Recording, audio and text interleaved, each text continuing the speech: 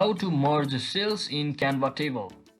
So hello guys, welcome back to my YouTube channel. In this quick tutorial, I'll be showing you how you can easily merge your cells in the table inside the Canva design.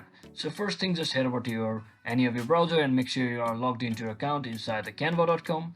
And to add a table, you can simply click on this elements button over here after you select any of the design and just search in for table just like this.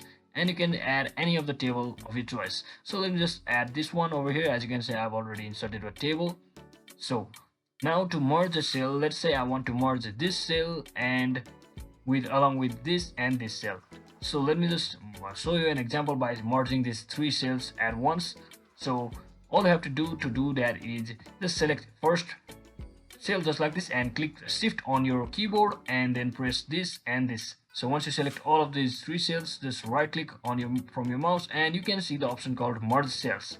So just tap on it and you can easily merge your cells on the tables just like this on your Canva. So you can also undo that by simply Control Z on your keyboard. So just like that. So I hope this video was informational guys. If it was, don't forget to like and subscribe to the channel. See you on the next one.